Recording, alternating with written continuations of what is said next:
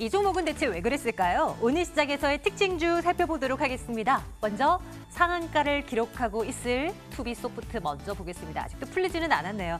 미국 파트너사인 루시드웍스가 AI 기반의 기업용 솔루션 제공하는 업체라고 합니다. 이 업체가 투자금을 유치했다는 소식, 그 규모가 1억 달러 규모라는 거, 이 소식이 전해지면서 상한가를 지켜야겠는데 확인하고 가겠습니다. 다음 종목 FNF 볼게요.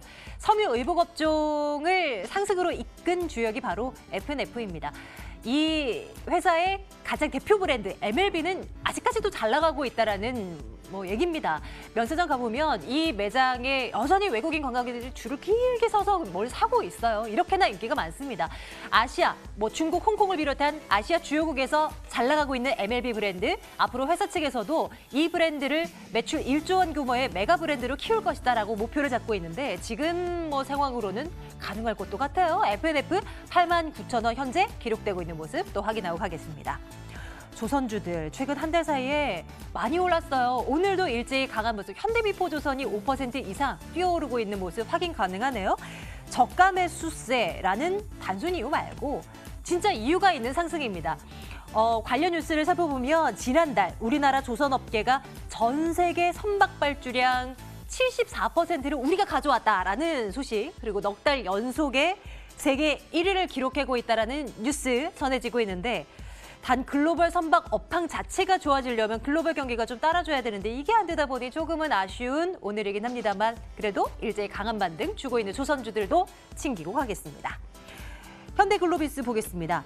현대글로비스 소속의 대형 차량 운반선이 미국 해안에서 좌초됐다라는 뉴스가 전해지고 있습니다. 사고의 원인도 밝혀지질 않고 있고 구조 작업도 원활하게 진행되지 못하고 있고 이런 상황인데, 모쪼록 4명의 우리 국민을 구조하는데 빨리 좀 구조를 했다라는 소식이 전해지길 바랍니다.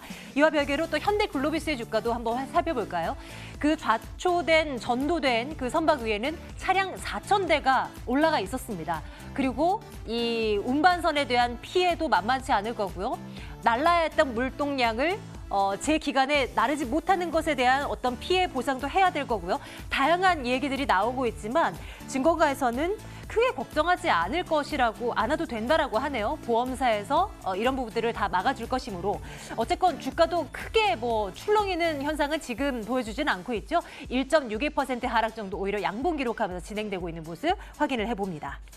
자, 이어서 스튜디오 드래곤 보겠습니다. 오랜만에 급등세를 보입니다. 7% 강세라 68,700원 이제 올라올 때 됐을까요? 아스달 연대기 파트 3 이제 진행이 되고 있잖아요. 지난 주말부터 방영이 됐는데요.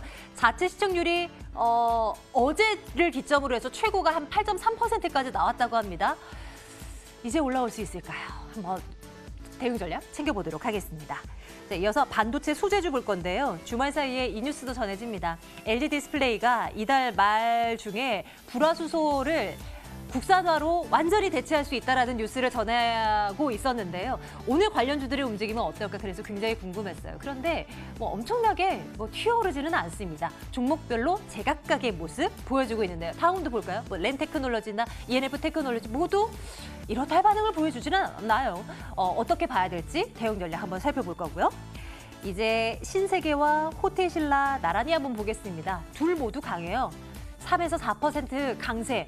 수급이, 큰 손들의 수급이 쭉 유입이 되는 모습입니다. 어떤 의미로 해석해 볼 수 있을지 이 두 업체에 대한 이야기도 나눠보도록 하겠습니다.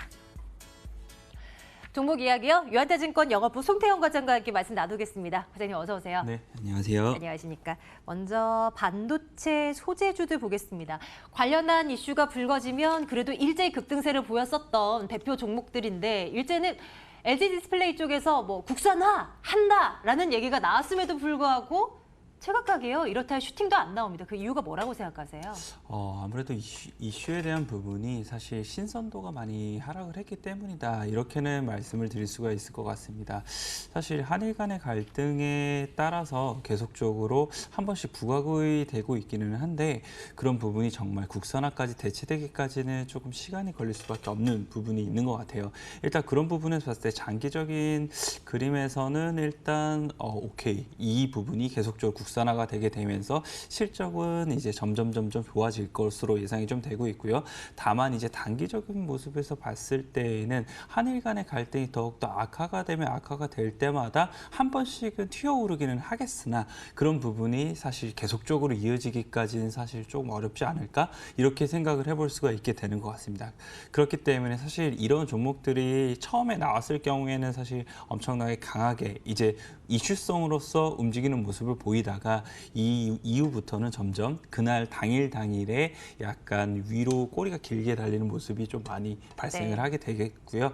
그런 이제 단기적인 이슈가 점차 이제 영향력이 줄어들다가 나중에는 정말 실적으로서 길게 우상향 쪽으로 갈 수 있는 그림을 그릴 수 있지 않을까 이렇게는 좀 생각을 해볼 수 있는 것 같습니다.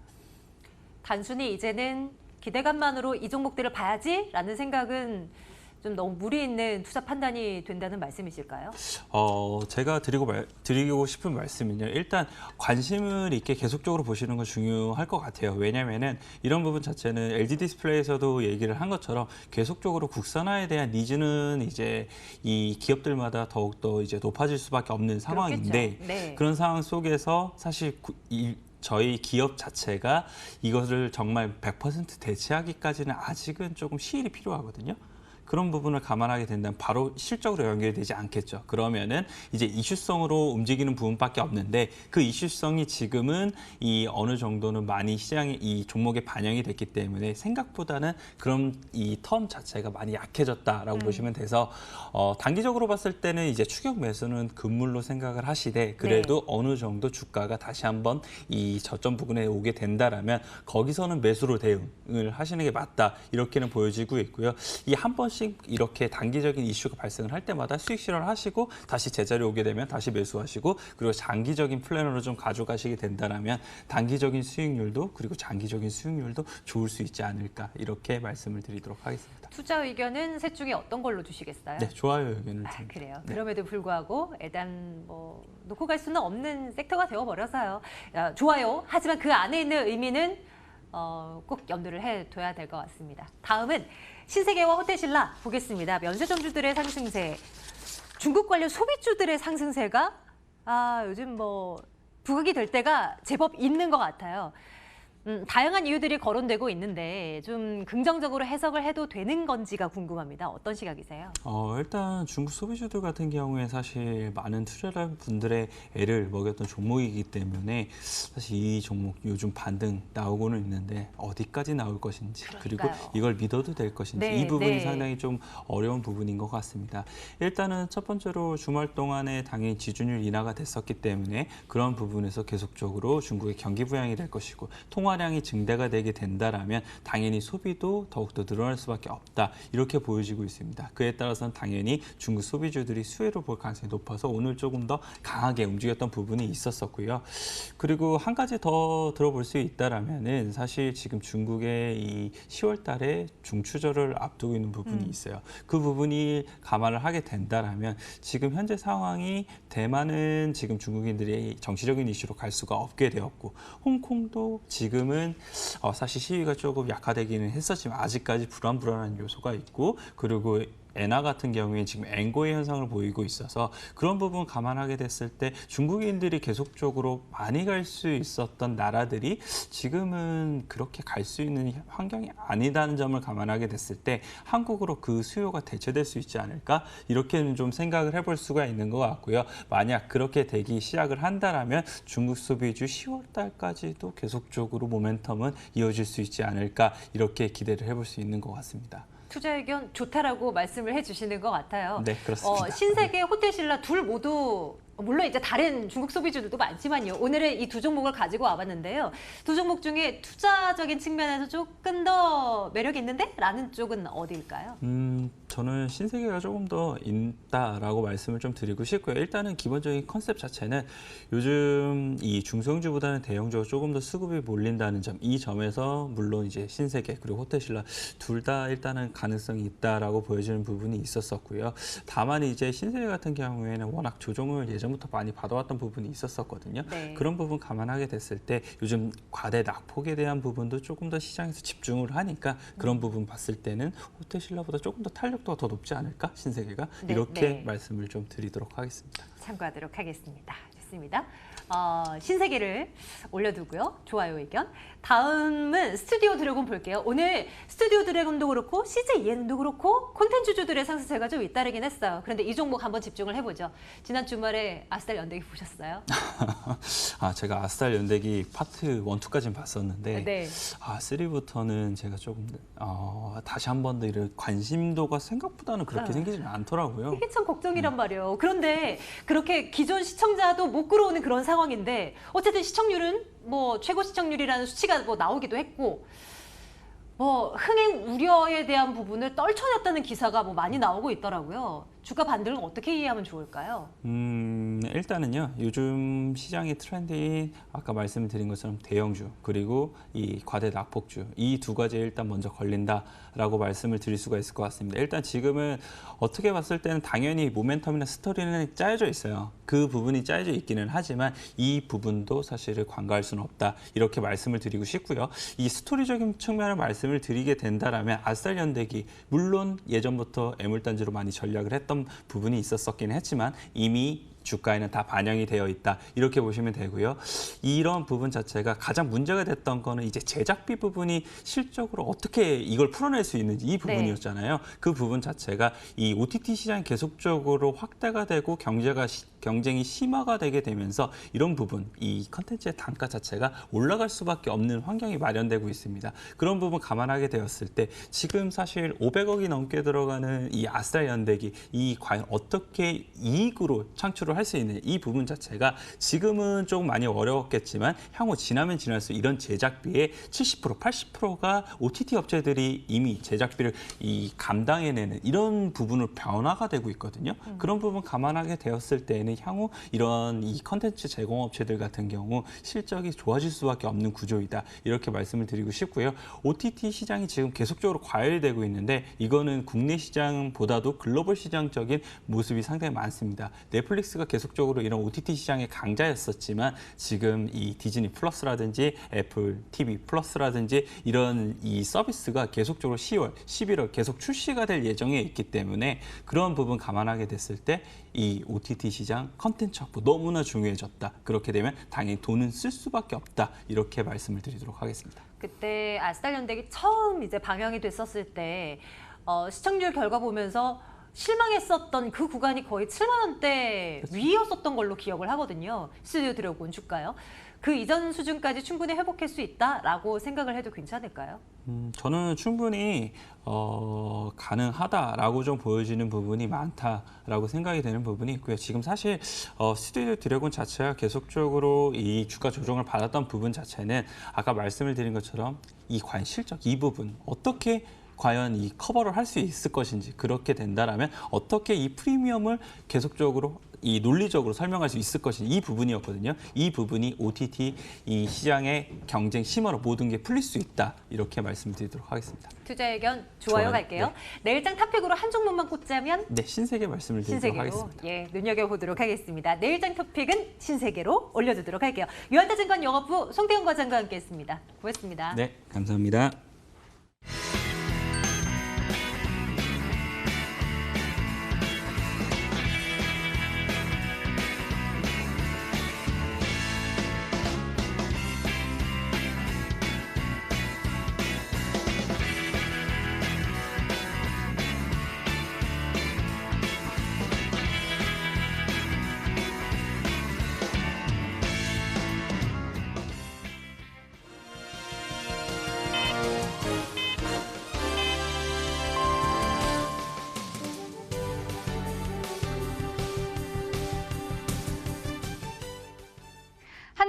거래 9월 9일 월요일 거래가 마쳤습니다. 이번 주 국내 증시 목요일부터 연휴를 앞두고 있기 때문에 3거래일만 진행이 됩니다. 이번 주 국내 증시 또 글로벌 증시에 중요하게 영향을 미칠 이슈들 간단하게 정리하고 넘어가겠습니다.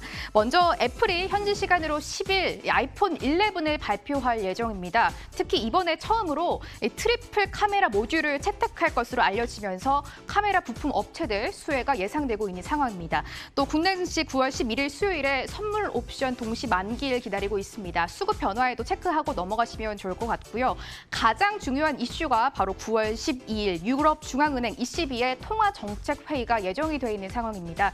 일단 시장에서는 이번에 10베이시스 포인트 금리 인하를 유력하다. 그리고 양적 완화를 ECB가 재개할 것이다라고 예상을 하고 있는데요. 여기에 한 가지 중요한 이슈가 있습니다. 이번 11월부터 ECB의 새로운 총재가 부임을 하기 때문에 이런 구체적인 사안은 11월 이후에 정해질 수도 있겠다라는 걱정설이 목소리도 나오고 있는 상황입니다.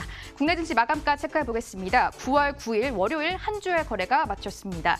일단 양시장 오늘 분위기가 극명하게 달랐습니다. 코스닥이 오늘 11시 30분 부근 하락 반전하면서 계속해서 저가 부근에서 헤매는 모습이었고요. 일단 양시장 모두 출발은 강보합권에서 동시에 출발을 했습니다. 코스피 0.5% 상승하면서 2019포인트에 마감 지었습니다. 오늘 장중 2030포인트까지 바짝 다가서는 모습이었는데요. 탄력 살짝 빠지면서 2019.52포인트를 종가로 잡았습니다. 코스닥은 0.85% 조정권 받으면서 거래 마쳤습니다. 625.78포인트에 금요일장과 비교하면 5포인트 정도 내려온 상황에서 종가 기록한 모습 체크해보고 있습니다. 오늘 정치 테마주가 요동치는 모습입니다. 다들 아시다시피 11시 30분 문재인 대통령이 조국 전 후보자를 법무장관으로 임명을 했습니다. 이에 법무장관 임명에 윤석열 테마주, 조국 테마주 등락이 엇갈리는 모습이었는데요. 먼저 조국 테마주를 엮이는 화천기계는 그래도 하락 반전하면서 급락하면서 마감했습니다. 12% 장중 3시 부근 들어서 급락하면서 거래 마쳤고요. 화천기계 4,855원에 장중 24%까지 급등하는 모습이었는데요. 모두 상승세 반납하고 급락하면서 4,855원에 종가 기록했습니다. 윤석열 테마주입니다. 서현전자 역시 약세를 보였습니다. 5.3% 하락하면서 1,855원에 종가를 기록했습니다. 이어서 또 오늘 정치 테마주 중에서 차기 대권 주자로 엮이는 테마주도 요동치는 모습이었습니다. 일단 안철수 전 바른미래당 공동대표가 차기 대권 주자로 여전히 거론이 되면서 관련주들 급등하는 모습이었는데요. 써니전자와 안랩이 2시 30분 부근 급등세가 나왔습니다. 모두 장대 양봉을 뽑아내는 상태인데요. 써니전자 22% 급등하면서 52주 신고가를 오늘 새로 써냈습니다. 써니전자 3,985원까지 주가가 올라와 주는 모습 확인을 해보고 있고요. 알렘 역시 두 자릿수 급등세가 나왔는데 탄력은 살짝 둔화됐습니다. 그래도 6.8% 급등하면서 알렘은 64,300원에 종가 기록한 모습 체크해보고 있습니다. 이어서 반기문 전 유엔 사무총장의 관련주 역시 급등하는 모습이었습니다. 역시 차기 대선 주자로 기대감이 쏠리고 있는 상황입니다. 매기가 역시 집중된 모습인데요. 이랴는 상한가 풀리지 않으면서 거래 마쳤습니다. 가격대 한폭 가득 채우면서 1,510원이 종가로 잡혔습니다. 여기 비해서 이 안희정 전 충남지사가 수행비서를 성폭행한 혐의로 법정 구속이 됐는데 오늘 법원이 징역 3년 6개월을 확정했습니다. SH충방 안희정 정 충남도지사의 테마주를 엮였던 종목이었는데요. 약세를 피하지 못했습니다. 5% 급락하면서 SG충방은 1,900원에 종가 기록한 모습 체크해보고 있습니다. 수급 점검해보겠습니다. 먼저 거래소 시작으로 가볼 텐데요. 일단 오늘 외국인들이 사들였습니다. 2,300억 원 넘게 사들이는 모습이었고요. 기관은 연기금에서 오늘 사들였지만 다른 투자자들 모두 팔아내면서 기관 자체에 727억 원 매도세가 잡혔습니다. 개인 역시 기관과 함께 1,726억 원 매도 우위를 보이는 모습 점검해보고 있습니다. 코스닥 시장 넘어가서 매매 동향 점검해보시죠. 일단 기관 투자자들, 외국인 투자자들 3거래일 모두 매도에 베팅을 하는 모습입니다. 3거래일 연속 쌍끌이 매도가 나와 있는 상황이고요. 기관 952억 원 팔아냈습니다. 연기금이 많이 주도를 하는 모습이었고요. 외국인 역시 533억 원 매도 우위 보였습니다. 개인 홀로 코스닥 시장 1,461억 원 사들이면서 방어하는 모습 확인해봤습니다. 마감 시장 상황 정리해드렸습니다.